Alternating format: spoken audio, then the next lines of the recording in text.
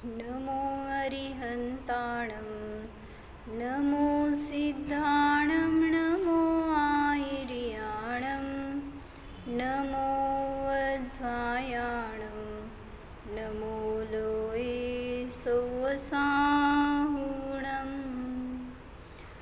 अजर अमर विकल विकारी अविनाशी अनंत गुणधाम नित्य निरंजन भवदुःखभंजन ज्ञान स्वभावी सिद्ध प्रणाम ज्ञान स्वभावी सिद्ध प्रणाम।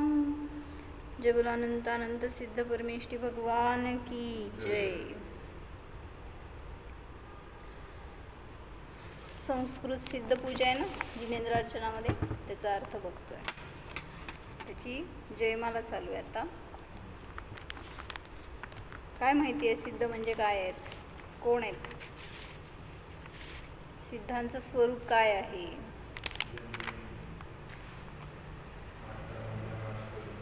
आवाज येत नाही। हो सॉरी। हां, सिद्ध कोणाला म्हणतात असं विचारलंय, तर ज्यांनी 8 कर्मांचा अभाव केला आहे, ज्यांच्यातून जन्ममरणादी दोष निघून गेलेत। अजून सिद्ध माहिती आहेत?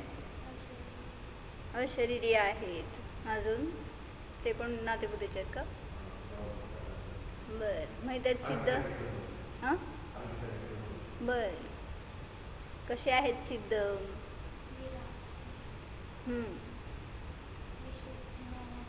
माझ्यासारखे आहेत पहिल्यांदा, आणि मी त्यांच्यासारखा आहे। म्हणजे सिद्धांचं स्वरूप फार नाही आपल्याला कळालं, किंवा काय म्हणायचं अवघड वाटतंय, माहीत नाही आहे। कारण आपल्याला जे डोळ्याने दिसतंय तेच परिचित वाटतं, तेच जाणायला सोपं वाटतं, पण जे इमॅजिनरी आहे वाटतंय। सिद्धांचं स्वरूप कसं आहे, जे दिसत नाही। कोणी आजपर्यंत कोण बघितले सिद्धांना? म्हणजे इवन अरिहंतांनी पण बघितलं तर डोळ्यांनी बघितलं नाही आहे, ज्ञानाने जाणलंय सिद्ध कसे आहे, त्यांचं स्वरूप काय आहे। त्यामुळं अतींद्रिय विषय आहे तो। जसं त्यांचा आत्मा त्यांच्यासाठी अतींद्रिय आहे, तसंच आपल्यासाठी सुद्धा आपला आत्मा अतींद्रिय आहे। इंद्रियांनी पाहण्याचा प्रयत्न करू नका, तो दिसणार नाही। म्हणून म्हटलं की डोळ्यांनी बघायला जाता, ध्यान करता, त्यावेळेस काय करता, कशाने शोधतो आत्म्याला, कसा आकार आहे, कसा चमकतोय का, काय त्याचा काय रंग आहे का, आउटलाईन आहे का। म्हणजे तुम्ही शेवटी काय बघायला जाता हो? पुद्गल। म्हणून सांगितलं तसं नाही, तर काय सांगितलं, सिद्धांचं स्वरूप ज्ञानगम्य आहे, इंद्रियगम्य नाही। त्यामुळं तिथं शास्त्रात जसं काय सांगितलेलं ना सगळं वर्णन, तर ते वर्णन ज्ञानातून जाणण्याचा प्रयत्न करा तर सिद्ध प्रत्यक्ष होणार। म्हणून ती 2 लाईन काय चालल्यात सिद्धांच्या जयमालेमध्ये, म्हणा, विराग सनातन शांत निरंश निरामय निर्भय निर्मल हंस सुधाम विबोध निधान विमोह प्रसिद्ध विशुद्ध सुसिद्ध समूह। काय सांगितलं अर्थ? सिद्ध कसे आहेत, सगळ्या विशेषणांच्या द्वारे सिद्धांचा परिचय करून द्यायला लागलेत। सिद्ध विराग आहेत, म्हणजे पटापटा बोला, विराग म्हणजे ज्यांच्यामध्ये स्वभावतःच राग नाही। हां, राग निघून गेला असं नाही, राग नाही। काय फरक आहे दोन्हीमध्ये? ज्यांच्यातून राग निघून गेलाय ते वीतराग, आणि ज्यांच्यात स्वभावतःच राग नाही आहे ते विराग। म्हणजे काय फरक केला होता काल? तुम्ही सांगा। निघून गेलाय म्हणजे पहिला आला होता, मग स्वभावामध्ये कधी आलाच नाही आहे तो राग, त्यामुळं निघून गेला असं म्हटलं जाणार नाही। म्हणून त्यात नाहीच या अपेक्षेने सांगितलं काय की विराग आहेत। पुढं सनातन म्हणजे ज्यांना न आदी आहे, न अंत आहे, न मध्य आहे, न त्यांची उत्पत्ती आहे, न नाश आहे, असे ते सनातन. म्हणजे आपला आत्मा सुद्धा लिहा की चालते की. सनातन म्हणजे आपला आत्मा सुद्धा कसा आहे? हां, स्वयंभू आहे, अनादि निधन आहे, बनलेला आहे, कोणी त्याला बनवलेला नाही. पुढं शांत. शांत विशेषण दिलं होतं. शांत काय सांगितलं होतं? आत्मा शांत आहे. शांत वेगळं आणि सुख वेगळं. आकुलता नाही. आकुलता नाही, तिथं घ्यायचं सुख. अनाकुलत्व रूपा सुख शक्ती असं त्याचं वर्णन आहे. त्यामुळं आत्म्यामध्ये सुख आहे किंवा सिद्ध सुखरूप आहेत असं म्हणतील ना जेव्हा पुढं कुठल्या विशेषणामध्ये, त्यावेळेस तिथं अनाकुलता लावायचं. पण शांत आहेत म्हणजे काय?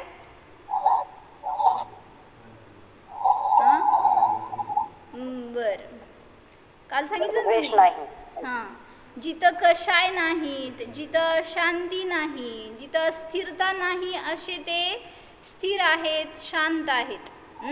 मग ते भगवान नाही तर आपण सुद्धा स्वभावाने असे शांत आहेत, स्थिर आहेत, ज्ञाता आहेत. निरंश म्हणजे काय घेतलं? ज्यांच्यामध्ये अंश कल्पना नाही, ज्यांच्यामध्ये भेद नाही, त्याला म्हणलं अखंड आहे, त्याला निरंश म्हटलं. आता पुढची विशेषण बघू. काय सांगितलं त्यांनी? निरामय, निर्भय, निर्मल हंस. निरामय म्हणजे काय? रोगाने रहित. अमय, अमय म्हणजे रोग घेतला ना. निरामय म्हणजे रोगरहित. तर आत्मा आहे, त्या आत्म्याला कुठला रोग आहे हो? भगवान तर, सिद्ध भगवान तर अशरीरी झालेत, त्यांना तर त्यामुळं शरीर नाही आहे, त्यामुळं शरीराचे रोग पण नाहीत. पण आत्मा इथं असताना, शरीरामध्ये असताना सुद्धा रोगरहित आहे प्रत्येकाचा आत्मा. कोणाच्याही आत्म्यामध्ये स्वभावाने रोग नसतात, नाहीत, नसणार. तर भगवान तर अशरीरी झाले, त्यामुळं त्यांना तर जसं रूप आहे तसं प्रगटलं. ते कसं आहे? निरामय आहे. मग तुमच्यामध्ये किती रोग असतात माहिती आहे? किती? हां, एका प्रदेशावर तेवढे सांगितले. आता सगळे मिळून सांगा किती रोग असतात. काल अभ्यास करायला सांगितलं होतं तुम्हाला. काय केलं? कोण डॉक्टर आहे का माझ्यासमोर? 5,68,99,584. चक्क अभ्यास केलाय आईनी. कसं काय? कुठनं मिळालं तुला? झालंय की मध्ये सांगितलेलं. होय, बर. मला शोधायला 10 वेळा डायरी शोधावं लागली. म्हणजे मी शास्त्रात शोधले पण वेळ नाही मिळाला, पण म्हणून डायरीतनं काढला. काय सांगितले? सर्वज्ञांच्या ज्ञानामध्ये ज्ञात एकूण रोग किती असतात? तर सांगितलं 5,98,99,584 एवढे रोग असतात एकूण. ते काउंट करतानाच रोगी होईल माणूस. 5,68,99,584 इतकी रोगांची संख्या. म्हणजे म्हटलं ना, रोमात रोग आहेत तुमच्या. मग कशाचा इलाज करणार आहे हो तुम्ही? किती म्हणून औषधं खाणार आहे, गोळ्यां कशावर जगायचं आहे?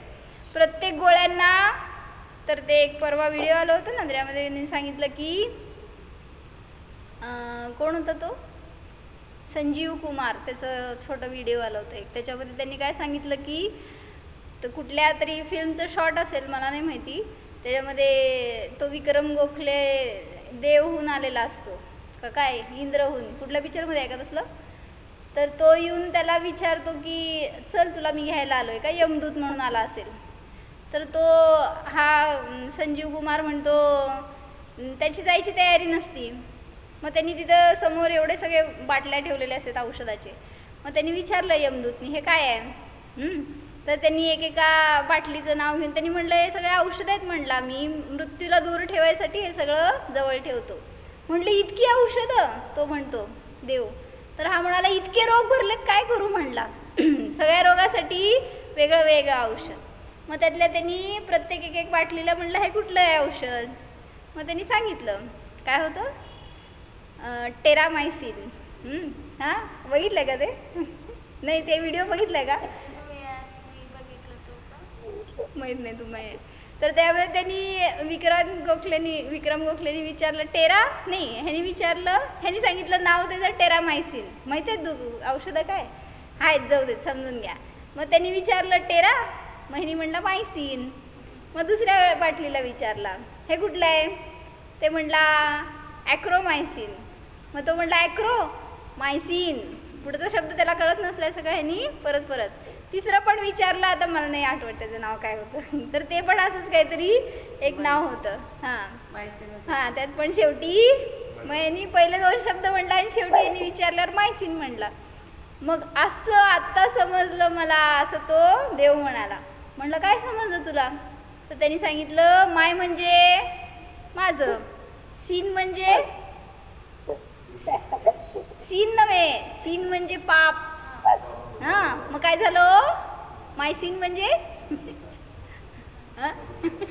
माझं पाप. म्हणून म्हणला सगळं तुझं पाप इतकं मोठं आहे तर त्याच्यासाठी.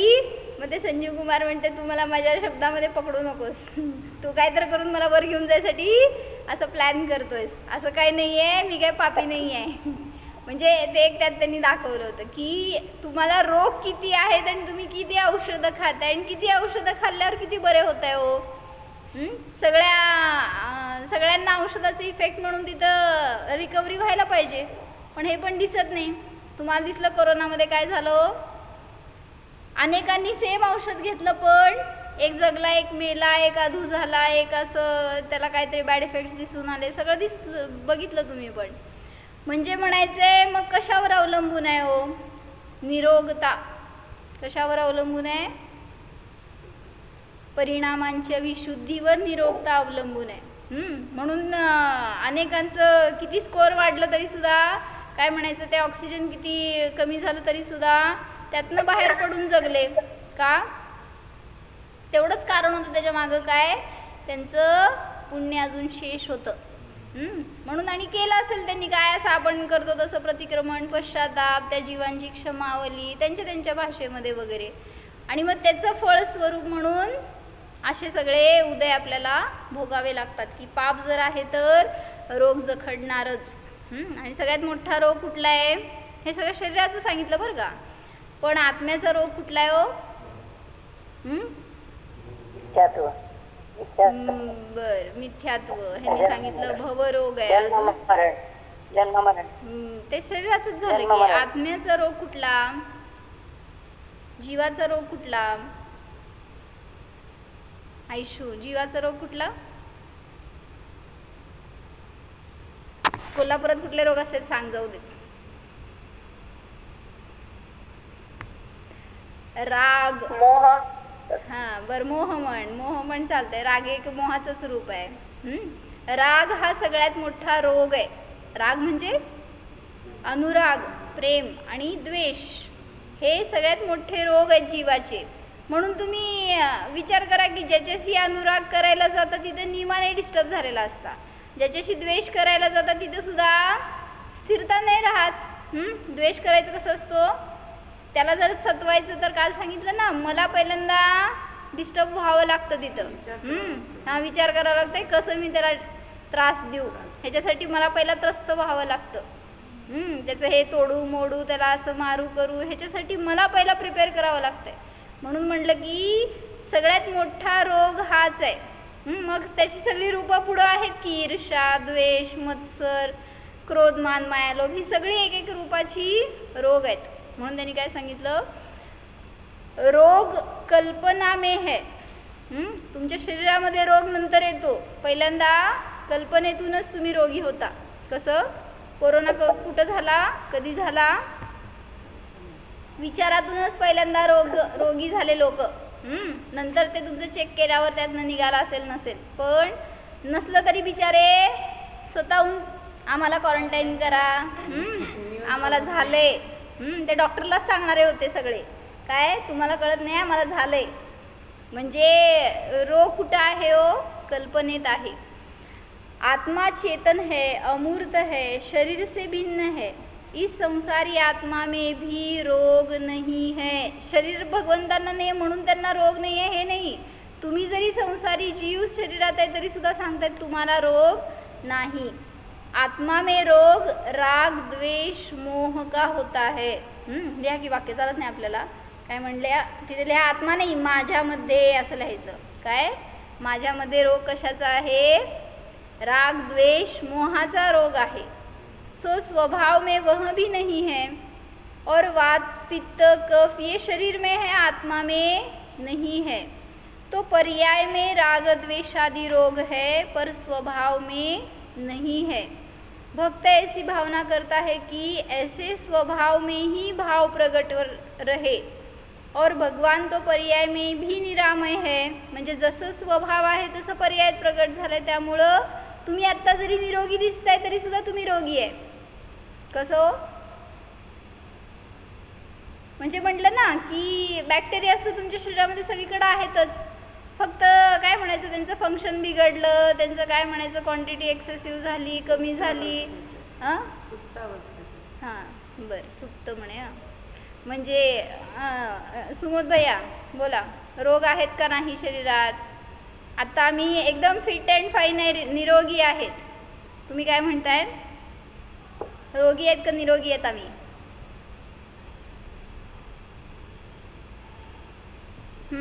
रोगीच आहे का? दिसताना वर्ण दिसते रोगीच आहे आपण, काहीतरी चालूच आहे। हां मग ते शरीराचे म्हणजे तुमच्याकडे कधी येतात लोक? जास्त लक्षण दिसायला लागल्यानंतर त्यांना ते कंट्रोल नाही झालं ना तर तुमच्याकडे येते। नाही तर सांगितलं काय म्हणायचं एक आश्वस्त व्हायला येते पहिल्यांदा। रोगाने कमी त्रस्त असतात पण त्या कल्पनेतून जास्त रोगी झालेले असतात, म्हणून ते डॉक्टर नुसते एक शब्दाने बोलला ना तरी पण त्यांचा रोग अर्धा कमी झालेला असतो। म्हणून श्रद्धा हे एक औषध आहे एक सांगितलं होतं त्याच्यातून त्यांनी। बरं चला तर भगवंतांच्या पर्यायामध्ये सुद्धा निरामयपणा प्रगट झालेला आहे। कारण जसं रूप आहे स्वभाव आहे तसंच अभिव्यक्ती झाली आहे, त्यामुळे तिथं निरामयता दोन्हीकडं पण दिसते। मग म्हणूनच सांगितलं की आपला पण स्वभाव कसा आहे हो? निरामय आहे, निरोगी आहे, सगळ्या मलिनतेने रहित आहे, म्हणून असा निरामय आहे। म्हणणार एकदा लाईन परत। विराग सनातन शांत निरंश निरामय निर्भय निर्मल हंस सुधाम विबोध निधान विमोह प्रसिद्ध विशुद्ध सुसित समूह। काय सांगितलं? निरामय म्हणजे रोगरहित, अमय म्हणजे रोग। म्हणून अमय नाव ठेवायचं नाही कोणाचं। अमय म्हणजे रोग आहे, तर रोगाने मी रहित आहे। निरामय निरामय निर्भय। आता मला सांगा भय का असतो? तुम्हाला भय असतं ना, आहे का नाही भय? मम्मी पप्पा सोडून जाणार बरं का? भय आहे का नाही आहे? नाही आहे ना? निर्भय सांग आता मी येणारच नाही। बघ त्यांनी भीती वाटली त्यांना। म्हणजे आपल्याला भय का हो? संसारामध्ये जेव्हा राहता तुम्हाला भय का? असं घ्या भय का? तुम्ही इकडं सगळं ते माग तूच इकडे माझ्याकडे चालतंय, छोटी आहे तू। मी असं बोला काव्या भय का हो काका? भय का आहे तुम्हाला? आम्ही असं मध्ये एकदा चिंतन केलं होतं त्याच्यावर की कारण काढा ना, तुम्हाला कशाचं भय वाटतं, त्याच्या मागं कारण काय, का भय का आहे का नाही तुम्हाला ते सांगा। बरं आता ते शास्त्रातलं असं नको मला, तुमचं एक पर्सनली सांगा हो भय का? मानसिक भय असतंय। बरं त्यांना मानसिक आहे, पुढं भय आहे का नाही तुम्हाला? असं एकदम निर्भय राहता ना ते नगरी निर्भय आहे का काय? नाही नाही, का आहे? कोणाचं भय नको मला. तुमचे भयाचे प्रकार लय असणार आहेत माहिती आहे, पण का आहे? त्या भयाचं कारण काय? ठीक आहे, हे एक कारण सांगितलं, मोह. त्यांच्याविषयी मोह आहे, तर त्यांचा वियोग होऊ नये म्हणून भय आहे. अजून पहिला स्वार्थी असता तुम्ही की माझी रक्षा कोण करणार, मला कोण सांभाळणार, म्हणजे पराधीनतेचं भय आहे. अनेक प्रकारचे असे भय आहेत. आम्ही असं काढा तुमच्या विचारातून, बघा की निघतील वेगळे वेगळे, की आपण भय का करतो आणि कधी वाटतं आपल्याला भय ह्याच्यासाठी. तर भगवान कसे आहे? तो निर्भय आहेत. मग एके ठिकाणी वर्णींच्या प्रवचनमध्ये त्यांनी विचारलं की भगवंतांची मूर्ती दर्शन करू आला काय? वर जायचंय. मागे गेला होता ना कधी? सांगा, डोळे उघडे आहेत का बंद आहेत भगवंतांचे इथल्या? नाही, आता जाऊन येतो म्हणा. असतेच नाही इथं, कशा सांगा. अर्धे उघडे. दोन मिली. हा बरोबर. म्हणजे ते बघतो का नाही हे मला विचारायचंय. हो, देव तर आहेत की सगळे तसे असतात माहित आहे, पण इथं कसे आहेत बघितलं का? काल आत्ता दर्शन करून आला, बघितलं का? डोळे उघडले होते का देवानी तुम्हाला बघायला? मग बंद केले होते का? मग काय केलं? हा, म्हणजे अर्ध उन्मिलित म्हणलं ना, अर्धे उघडे आहेत अर्धे झाकलेले आहेत. तर वर्णीजींनी एके ठिकाणी प्रश्न विचारला की म्हणले भगवंतांचे डोळे अर्धे झाकलेले का? ह्याला एक कारण सांगितलं. आणि अर्धे उघडे का? सांगा काका, माहिती आहे तुम्हाला? अर्धे उघडे का आणि अर्धे झाकलेले का? बाहेरच बघायचं नाही म्हणून उघडे नाहीत पूर्ण, आणि झाकलेले नाहीत म्हणून, आता झोपलेले अवस्थेत दिसतो नाही म्हणून पूर्ण झाकलेले नाही. नाही नाही नाही नाही, असं काय नाही, असं काय नाही. झोपलेले दिसून येत असं काय नाही. जागे आहेत भगवान आमचे. का हो? स्वकडे दृष्टी आहे. असू दे की, पण डोळ्यांनी थोडी बघायचंय. डोळ्यांनी बघायचंय का स्वतः? हा ना, नासाग्र आहे, अर्धोन मिलित आहे, सगळं सगळं ठीक आहे. का? सगळं बघून झालंय, पण त्याच्यासाठी अर्ध म्हणजे माझ्या दोन्ही दोन हेतू वेगळे वेगळे आहेत. अर्धे झाकलेले का? ढकल की बाई हाताने. ते काही छोटस आहे, एवढंस माझ्याकडेच ढकला. तर अर्धे झाकलेले का? बाहेरचं काही बघायचं नाही म्हणून झाकले. बर, बाहेरचं काही बघायचं नाही, शिल्लक राहिलं नाही. बर. तर त्याच्यामध्ये एक त्यांनी काय उदाहरण दिलं की जेव्हा ती मांजर असती ना, तर ती दूध पिती. तर दूध कशी पिती माहिती का? हा, तुम्ही बघितलं का तिच्याकडं? म्हणजे ती पिताना कोणी मला बघू नये किंवा कोणाचं भय वाटू नये म्हणून डोळे गच्च दाखवून पिती. तिला वाटते कोण मला बघतच नाही, म्हणून जेव्हा भय वाटतं ना त्यावेळेस पूर्ण डोळे झाकतो. मग भगवंतांचे डोळे अर्धे झाकलेले का? कारण त्यांना भय नाही. आणि अर्धे उघडे का? हा ना, नासाग्र बाबा माहित आहे, पण का? काय कृत्य कृत्य झाल्या. हा, काय बघायचं शेष नाही राहिलं म्हणून. किंवा आता उलट लावा तिथं, अर्धे उघडे का? तर भय नाही हे दाखवण्यासाठी, आणि अर्धे झाकलेले का? तर काय बघायची इच्छा नाही राहिली म्हणून. असं तिथं दोन गोष्टी सांगितल्या. म्हणजेच म्हटलं की त्यांना भय नाही राहिलं आता कुठल्याही गोष्टीचं. मग असे ते स्वभावानेच निर्भय आहेत आणि तशी बहिरंगामध्ये अभिव्यक्ती झाली आहे. मला सांगा, आज सगळे जीव भयभीत का आहेत? म्हणजे तुम्ही नाही, आजच्या दिवशी काय आज हिंसेचा दिवस केलाय ना त्यांनी आज. मला सांगायचंय की ते सगळ्या तुम्हाला दिसलं असेल याच्यावरनं फोटोमधून वगैरे की किती ते निरागस आहेत. बकरीची पिल्लं म्हणा, उंट म्हणा, काय काय कोणाकोणाला बळी चढवतात. तर ते सगळे किती भयभीत आहेत. का बरं? कशाचं भय आहे? हा, म्हणजे म्हणे जीव जाणार तर मरणाचं भय आहे ना. मग तिथे सांगायचे म्हणून की त्यांना आज अशी परिस्थिती का आली हो, असं भय का त्यांना आज. मग ते अनेकांनी अनेक प्रकारचे व्हिडिओ दाखवले त्याच्यामध्ये की तुम्ही तुमच्या मुलांवर प्रेम करता तसं ते त्यांच्या मुलांवर प्रेम करतायत. त्यामुळं त्यांना इजा झाली तर, तुमच्या मुलाला झाली तर तुम्हाला किती त्रास. मग त्यांना तर डोळ्यासमोर करतात. पहिला शिरा नंतर सुरा. आणि मग किती भय त्यांना. काय म्हणले मी स्तुती, किती भय. काही केलं नाही त्यांनी तुला, पण किती भय. तिथं तर त्यांच्या गळ्यावर मानेवर सुरा चालवत म्हणलं, किती त्यांना सांगू त्यांची परिस्थिती कशी असणार. म्हणजे अशा पर्यायात आपण पण अनेक वेळा जाऊन आलो, अनेक वेळा तसं मरण पत्करले. म्हणून म्हणतात ना, तुम्हाला जर खरोखर विरक्ती झाली तर बाहेरचं खायचं तरी सोडा.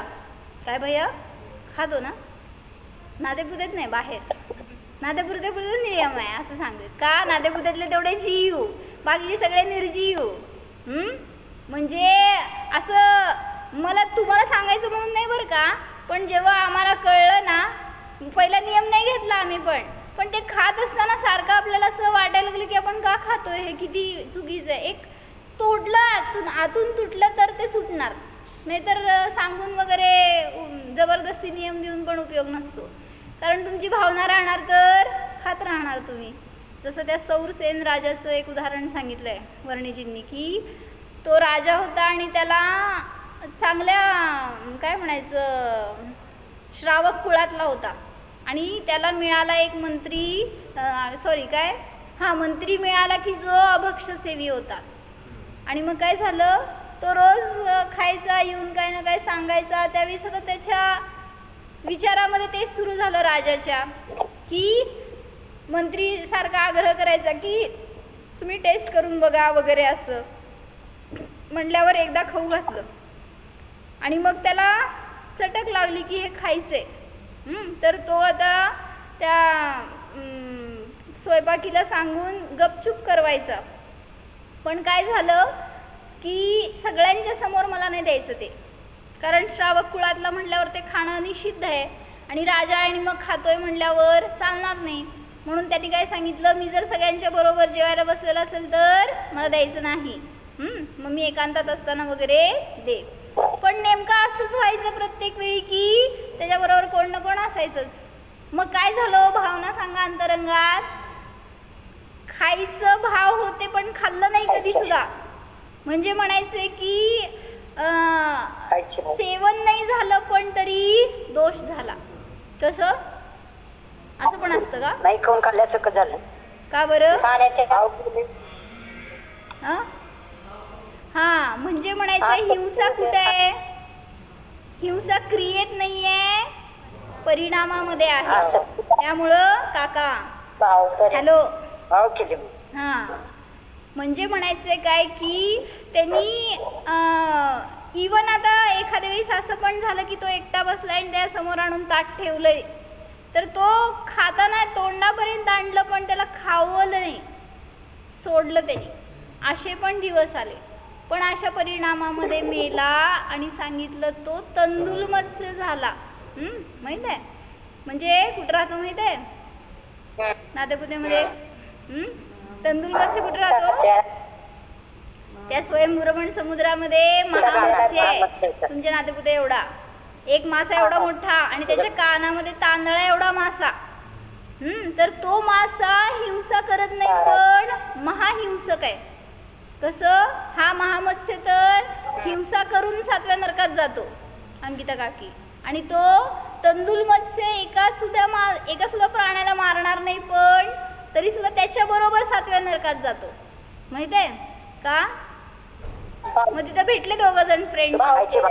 हा आणि दोघांचं रिलेशन विचारलं, अरे बाबा मी तर खाऊन मारून इथं आलोय, तू कशाला आला, तू तर कोणाला मारायची शक्तीच नाही तुझ्यामध्ये, आणि मग 7व्या नरकात येण्यायोग्य काय पाप केलं. मग त्यांनी सांगितलं, तू जेव्हा खात होता आणि तोंड उघडं ठेवून झोपत होता ना, त्यावेळीस तुझ्या तोंडामध्ये अनेक जलचर यायचे आणि निघून जायचे. मग मी काय विचार करायचो इथं बसून, किती येडा मासा आहे, मी असतो तर. असं फुकट पाप करतो आपण पण. म्हणजे म्हणायचंय की तुम्ही पण करता, केलंय, सांगा कधी केलंय, कसं केलंय. मागच्या भावातलं नाही, मी आत्ताच म्हणतीये कसं करता हो. हा दुसऱ्या साडी बघितली आपण साडी पाहिजे. साडी बिडी बघते देवा, आता ज्ञानी आहेत की तुम्ही लोक दुसऱ्याची असले साडी होय. बघितली.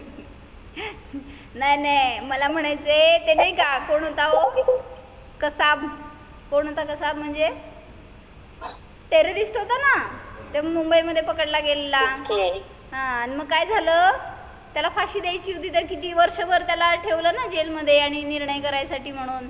तर रोज त्याची न्यूज, आणि मग रोज लोकांना डोक्याला खाद्य पाहिजे ना, चर्चेला विषय पाहिजे.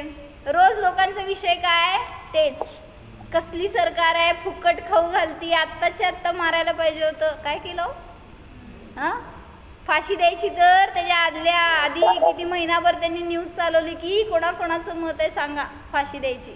फुकट केलं का नाही बाप तुम्ही, हो म्हटलं का नाही तुम्ही त्याला फाशी द्यायला, होय फुकटच. होय म्हणते.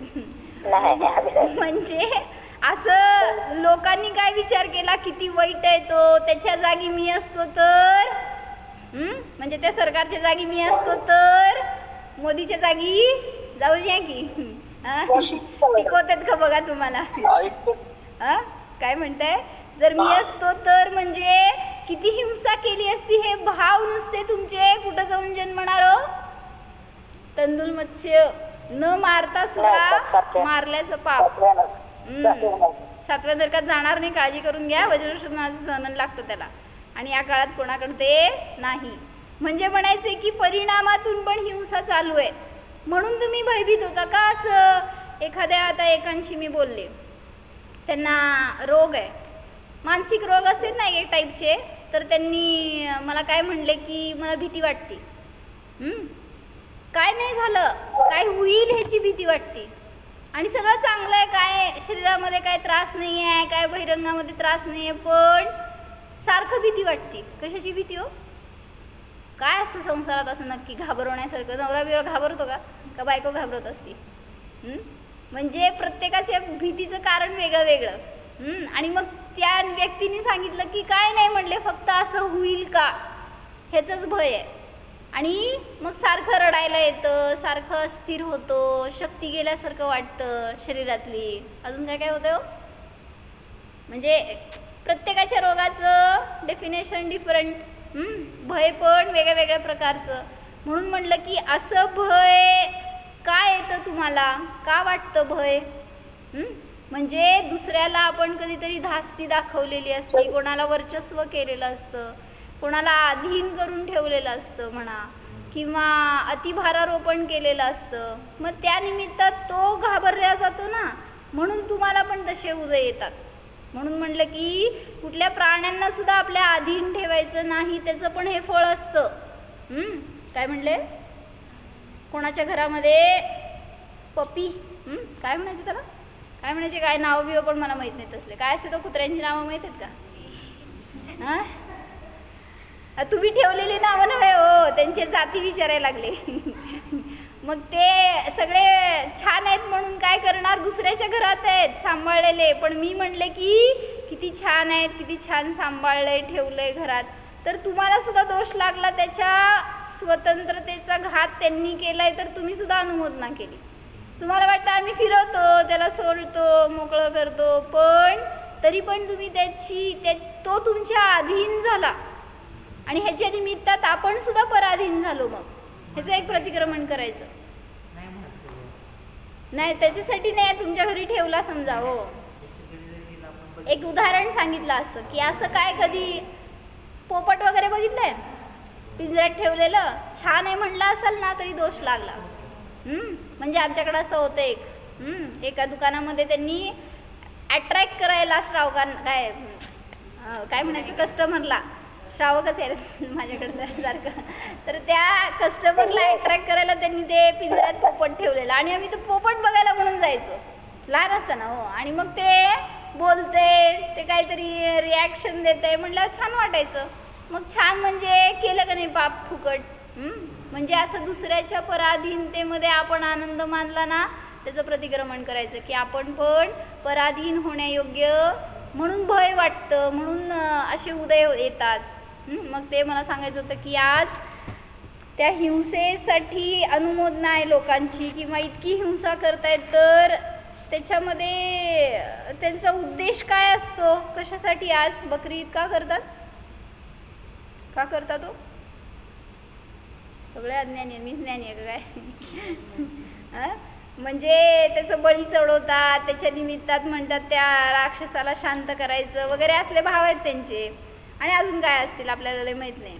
पण किंवा मग आता कोणाला त्याचं रुची म्हणून खाण्याची वगैरे ह्याच्यासाठी करत असणार. त्यांचे सण म्हणून करतात का? त्यांचा सण म्हणून करतात.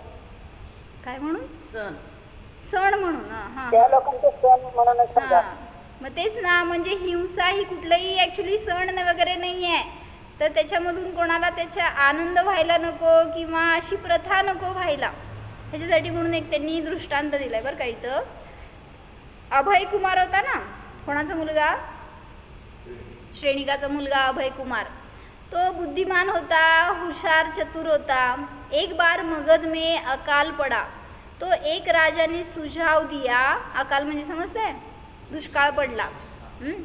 मग राजाला एकाने सुझाव दिला की महाराज लोग भूखों मर रहे हैं, इसलिए इनको शिकार खेलकर मांस खाने की छुट्टी दी जाए.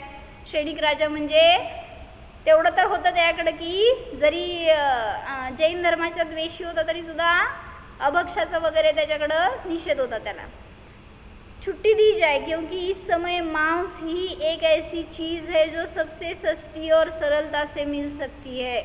म्हणजे अकाल पडलंय तर बाकीचं काय मिळत नाही, तर ह्याच्याने तरी पोट भरतील लोक म्हणून.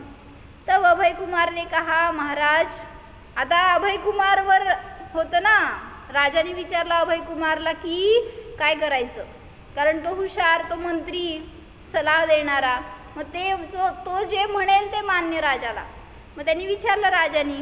मग अभय कुमारला थोडंसं प्रेझेन्स ऑफ माइंड वापरावं लागलं आणि तो म्हणला की इनकी बात कुछ ठीक जचती है, किंतु मैं कल परीक्षा करूँगा कि क्या सचमुच में मांस सस्ता है और सरलता से मिल सकता है.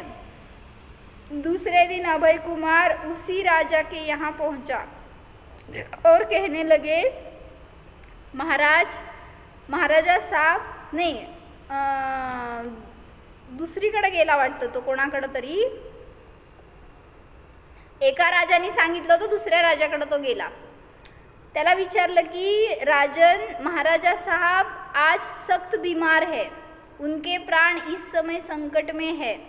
ज्या राजाने सांगितलं होतं ना मांस सस्ता आहे म्हणून दुसऱ्या राजाला, तर त्याच्याकडे जाऊन सांगितलं अभय कुमारने की महाराजा रोगी झाले, त्यांना त्रास होतोय आणि त्यांना औषध म्हणून सख्त बीमार है, उनके प्राण संकट में है, अतः आपको सूचना देने आया हूँ. इस समय उनका संकट आप ही दूर कर सकते हैं, क्योंकि वैद्यों ने बताया है महाराज को यदि 1.25 तोला मोटे आदमी का मांस मिल जाए तो वे जल्दी अच्छा हो सकते हैं. ते राजा असणार चांगला धष्टपुष्ट. अतः आप महाराजा के सबसे अधिक शुभचिंतक, मोटे और निजी आदमी है, इसलिए यदि अपना सिर्फ इतना थोड़ा सा मांस दे दे तो, ते पण सांगितलं होतं हृदयाचं मांस, काय करायचं, तो महाराज के प्राण बच जाएंगे. इतना सुनकर राजा साहब बगले झांकने लगे, म्हणजे इकडे तिकडे बघायला लागले. अभय कुमार के हाथ जोड़कर बोले मंत्री जी, मेरे बिना यह मेरा राज्य और रानी पुत्र वगैरह नष्ट हो जाएंगे. अतः आप मुझसे 1 लाख रुपया ले जाए और किसी गरीब को देकर उससे मांस खरीद ले. कोई भी इसके लिए तैयार नहीं हुआ. अभय कुमार ने रुपया थैलियों में भरकर दूसरे दिन राजसभा में कहा, महाराज साहब, वे राजा साहब कहाँ है जो कहते थे कि मांस सबसे सस्ता है, सरलता से मिल सकता है. मुझे तो 1.25 तोला मांस नहीं मिल सका, चाहे उसके बदले में 1 लाख रुपया मिल गया. भाभी काय म्हणले, किती पाहिजे होतं एवढंसं, पण लाखो रुपया मिळाले मला, पण तेवढं मांस पण मिळालं नाही त्याच्या बदली. यह सुनकर राजा साहब के चेहरे पर हवाइयाँ उड़ने लगी. राजा ने क्षमा मांगकर अपने शब्द वापस लिए। वास्तव में अपने प्राण सबको प्रिय है, अतः मांस सस्ता कैसे माना जा सकता है। आशा है मांस प्रचारकों की इस दृष्टांत से दृष्टी निर्मल होगी। म्हणून सांगितलं की आपण स्वतः सावधान व्हा आणि असं कुठं होत असेल तर ॲटलिस्ट एका शब्दाने तरी त्याला विरोध करा, जेणेकरून आपल्याकडून अनुमोदना होऊ नये। म्हणून आज काय करायचं माहिती का, जेवढं करू शकतो तेवढ्यामध्ये मर्यादा करायची। म्हणजे मी मर्यादा केली, कंपाऊंडच्या बाहेर जाणार नाही, बाहेरचं काय चाललंय ना सगळं दोष, सगळ्याचं पाप माझं थांबलं, एवढ्या निमित्तात तर आपली अनुमोदना थांबते। किंवा जेवढं वेळ जात नाही तेवढं वेळ, म्हणून कंपाऊंडच्या बाहेर जायचं नाही आज। काय अंकिता काकी, म्हणजे जर असं केलं असेल ना तर तिथं बाहेर जे काही पाप चालू आहे त्याचा आपल्याला दोष नाही लागत। पण आपण किती केलं काका मर्यादा, अकलूजपर्यंत केली असेल ना तरी पण तुम्ही सेफ, म्हणजे तेवढं तरी ॲटलिस्ट बाहेरचं पाप तरी थांबलं। किती केली, महाराष्ट्र केली तरी सेफ असं म्हणायला लागले मी, पण तुम्ही काय करणारच नाही।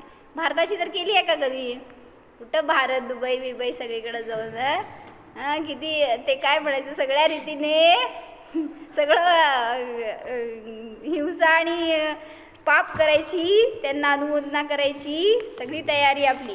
काय भैया हो म्हणताय, करा, आजपासून मी भारताच्या बाहेर जाणार नाहीच।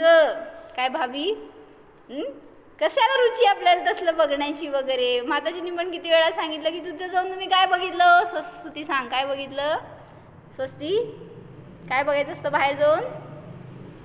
मिनल काकी जावं म्हणतात का, कोणाचं असते नक्की म्हणले तिथं स्पर्श रस गंध वर्ण। अभिजित भैया ह्याला सोडून काय आहे चौथं पाचवं, आणि मग काय बघायचं अशा ठिकाणी जाऊन।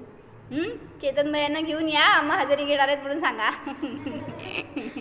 म्हणले आपण तत्वज्ञान सांगायचं तर सगळ्याला घेऊन जाऊन तिथं धर्म केलं का अधर्म, म्हणून सांगितलं की असं आपल्याकडून उलट ते मी असं ऐकली आहे की ते जास्त उलट मांसाहारी सिटी आहे, काय म्हणायचं ते कंट्री आहे। आणि मग अशा ठिकाणी जाऊन काय केलं आपण, हे छान ते छान ते छान, तुमचा पैसा कुठं जाणार, छान जाणार, आणि मग पाप छान लागणार, मग फळ पण छान भोगायचं त्याचं। म्हणून म्हटलं की असल्या ठिकाणी आपल्याला जाण्याची रुची नको, किंवा ते फळ भोगायची पण वेळ आपल्यावर येऊ नये, म्हणून जीव देव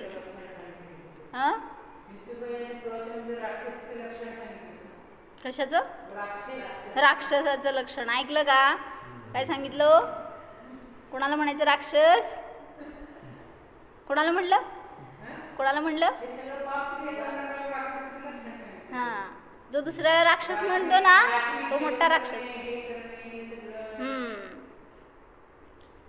त्याच्यात नाही सांगितलं का फॉरेनला जाणं म्हणजे राक्षसी वृत्ती आहे म्हणून। आणि फॉरेनमध्ये गेल्यावर तिथलं टायमिंग आपलं टायमिंग वेगळं असतं म्हणल्यावर रात्री भोजनच झालं ते का, तिथं रात्रीच खात होता हे सांगा, जाऊ दे।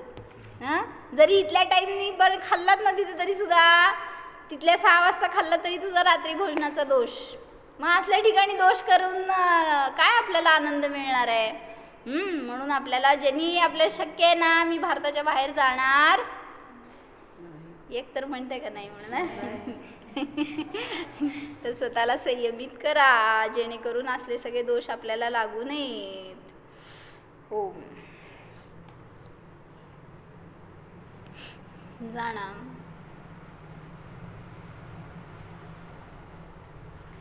स्वतःच्या निष्पाप जीवाला जाणा।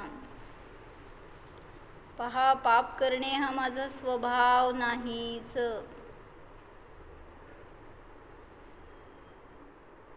पापाच्या उदयाला देखील हा मी जीव मात्र जाणणाराच आहे, पापाच्या उदयापासून भिन्न आहे।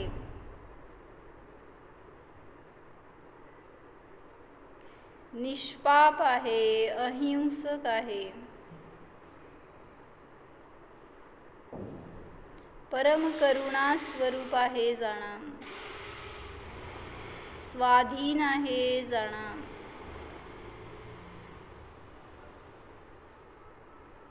निर्भय स्वरूपोऽहम्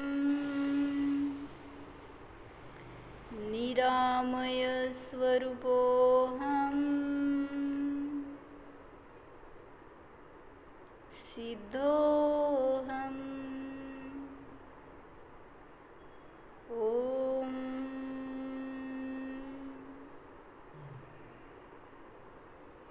विसर्जन। नमो अरिहंत।